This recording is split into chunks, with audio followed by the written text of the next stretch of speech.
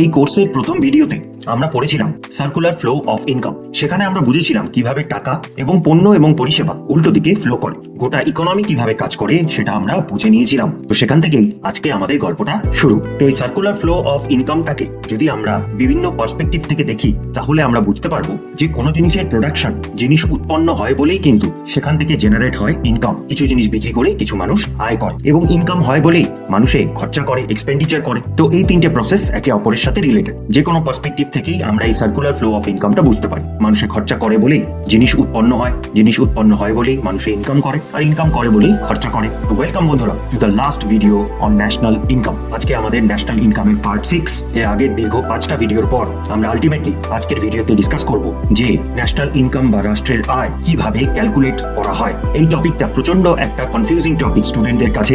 Mostly বই এবং video লেকচারসে এই মেথডস অফ ক্যালকুলেশনের এক্সপ্লেনেশন গুলো খুবই সংক্ষিপ্ত হয়। এক্সামে তো কোয়েশ্চেন আসে প্রচুর, কিন্তু সেই প্রশ্নগুলোর উত্তর মেইনলি মুখস্থ করে স্টুডেন্টরা দিয়ে থাকে without any deeper understanding of this methods. আজকের এই ভিডিওতে আমার প্রচেষ্টা থাকবে যে এই মেথডস অফ ক্যালকুলেটিং ন্যাশনাল ইনকামকে আমি প্রপারলি বোঝাবো, ইন ডেপথে বোঝাবো, বিভিন্ন এক্সাম্পলের সমেত আমি বোঝাবো। গ্যারান্টি দিচ্ছি methods of calculating national income তোমাদের জীবনে কনফিউজ করবে না। যেমন ভাবে ঘুরিয়ে ফিরিয়ে প্রশ্ন দিক না কেন তোমরা উত্তর করতে পারবে। চলো শুরু করা যাক।